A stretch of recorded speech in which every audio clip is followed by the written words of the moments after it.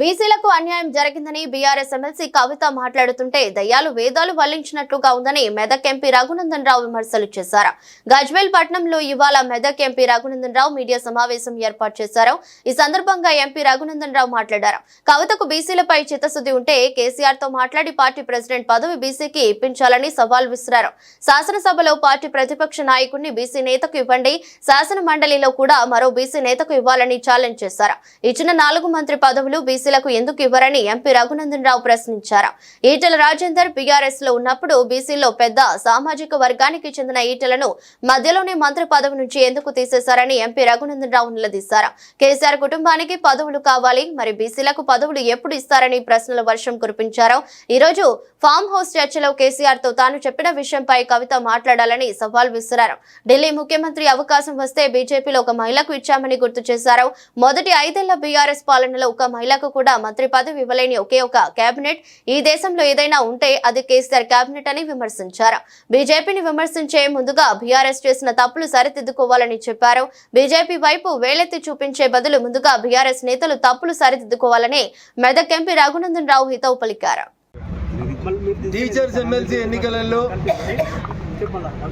చాలా మంది టీఆర్ఎస్ ఎమ్మెల్యేలు ఉన్నప్పటికీ కూడా పోటీ చేయడానికి ధైర్యం చేయక టీఆర్ఎస్ కు ప్రజలు బీఆర్ఎస్ ఇచ్చిందని ఫామ్ హౌస్ కి పరిమితమైన వాళ్ళు లేదా మళ్ళీ మీటింగ్ పెడుతుర్రంట. మీటింగ్ పెట్టి ఎవరిని ఎమ్మెల్సీ చేయాలని చూస్తారంట. వాళ్ళ బిడ్డ మాట్లాడుతుంది బీసీలకు బీజేపీ అన్యాయం చేసిందని.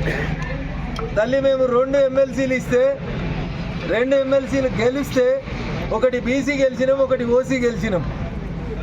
దాదాపు జనాభాలో సగం ఉన్నటువంటి బీసీలని సముచితంగా గౌరవించేటువంటి పార్టీ భారతీయ జనతా పార్టీ. అమ్మ కవితమ్మ, నీకు చిత్తశుద్ధి ఉంటే మీ నాయనతో మాట్లాడి పార్టీ ప్రెసిడెంట్ మీ నాయన అగ్రకులం కాబట్టి వర్కింగ్ ప్రెసిడెంట్ను ఒక బీసీకి ఇయ్యండి. శాసనసభలో పార్టీ ప్రతిపక్ష నాయకుడు ఒక బీసీకి ఇయ్యండి. శాసన మండలిలో ఒక ప్రతిపక్ష నాయకుడు అవకాశం ఉంది, ఇంకొక బీసీకి ఇయ్యండి. చేసేటప్పుడేమో చెయ్యరు, ఇచ్చేటప్పుడేమో ఇయ్యరు. ఇచ్చిన ఈ 4 ఇయ్యరు బీసీలకు మీరు మంత్రి పదవులు. నడిమిట్లోనే ఈటెల రాజేందర్ అనేటువంటి ఒక బీసీ తెలంగాణలో పెద్ద సామాజిక వర్గం అని చెప్పిన సామాజిక వర్గానికి మంత్రి పదవి వీకేసింది టీఆర్ఎస్ పార్టీ. ఇవాళ కవితమ్మ వచ్చి బీసీలకు అన్యాయం చేస్తున్నారని మాట్లాడితే దయ్యాలు వేదాలు వాళ్ళు ఇచ్చినట్లున్నాయి. కవిత గారు ఇంకొకటి కాదు, నీకు పదవి కావాలి, మీ బావకు పదవి కావాలి, మీ అన్నకు పదవి కావాలి, మీ నాయనకు పదవి కావాలి. మరి ఇక బీసీలకు పదవి ఎప్పుడు ఇస్తారు కవితమ్మ అనేది ఒక్కసారి ఇలా ఫామ్ హౌస్ చర్చలో నువ్వు మాట్లాడు. మీ నాయనతోటి చెప్పు, అర్జెంటుగా వర్కింగ్ ప్రెసిడెంట్ పదవిని ఒక బీసీకి ఇవ్వని చెప్పు. శాసనసభలో బీసీకి ఇవ్వకపోతే మహిళకి ఇయ్యండి. మేము మొన్న ఢిల్లీ ముఖ్యమంత్రి మాకు అవకాశం వస్తే ఒక మహిళకి ఇచ్చినాం. రేపు మహిళా దినోత్సవం వస్తుంది, మహిళల్ని గౌరవించమని చెప్పు మీ నాయనని. మొదటి 5 సంవత్సరాలు ఒక్క మహిళకు కూడా మంత్రి పదవి ఇవ్వకుండా ఉన్న ఒకే ఒక క్యాబినెట్ ఈ దేశంలో ఏంటంటే అది చంద్రశేఖరరావు గారి క్యాబినెట్.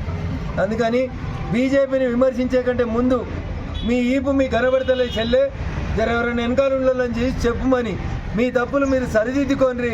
మా వైపు వేలెత్తి చూపే బదులు మిమ్మల్ని మీరు సంస్కరించుకోండి అని చెప్పి ఈ సందర్భంగా సోదరి కవితకి టీఆర్ఎస్ పెద్దలకి తెలియజేస్తారు. థ్యాంక్ యూ అనండి.